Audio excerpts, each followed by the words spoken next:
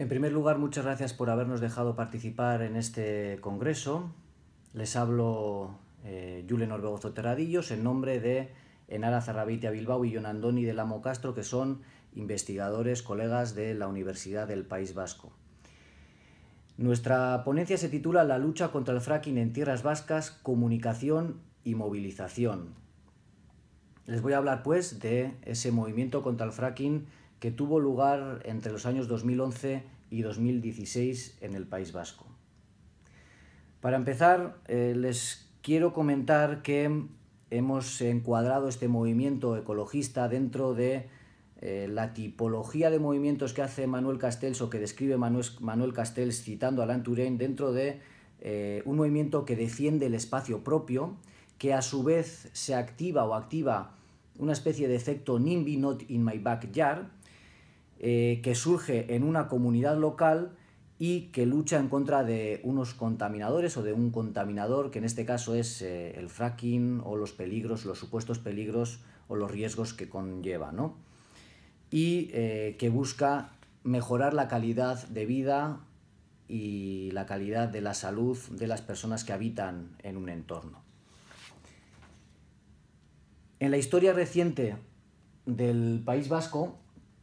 ha habido numerosas, múltiples luchas ciudadanas contra proyectos o movimientos ecologistas que se han movilizado por ciertas cuestiones, como por ejemplo la central nuclear de Lemoiz o el tren de alta velocidad, pero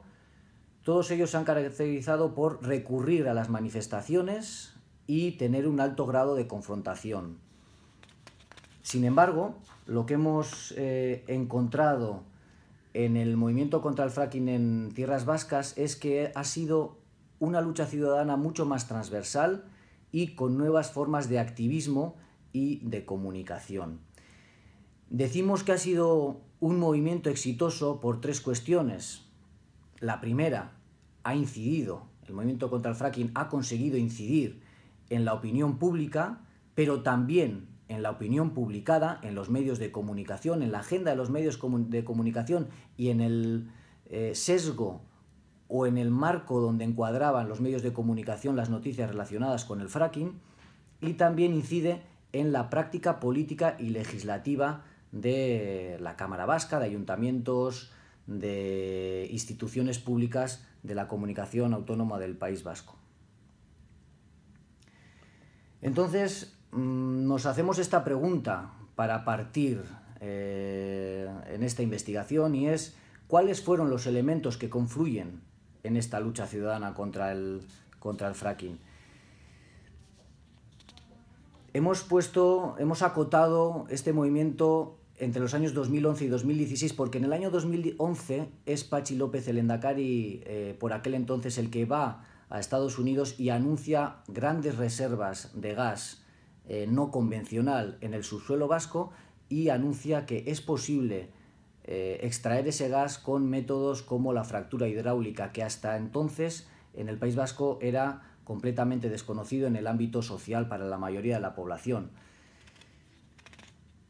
El punto culmen del movimiento contra el fracking es en el 2015, cuando se aprueba una iniciativa legislativa popular exitosa porque consigue 103.000 firmas cuando el mínimo necesario son 30.000, y después continúa el movimiento haciendo iniciativas hasta el año 2016. Para empezar esta investigación incluimos en nuestro trabajo datos o información sobre los datos de producción por aquel entonces del fracking, sobre todo en los Estados Unidos estaba en auge. También hablamos del contexto legal en Estados Unidos y en Europa. Describimos la situación de los movimientos de contestación que empiezan a surgir en Europa, en países como Noruega, Ucrania, Dinamarca, Polonia, Países Bajos, pero sobre todo en el Reino Unido y en Rumanía. Y después hablamos de que en el caso vasco, en ese 2011, el movimiento contra el fracking surge por la activación o porque hay o existe una preocupación social después del anuncio de que se va a perforar el subsuelo vasco. Hemos utilizado para nuestra investigación la metodología del estudio de caso, con un análisis de contexto y documental y haciendo entrevistas personales y en profundidad a personas relacionadas que tuvieron gran conocimiento de este movimiento, como son los activistas más implicados, gente de la universidad, académicos que conocen el movimiento ecologista del País Vasco y que nos podían hablar específicamente del movimiento contra el fracking.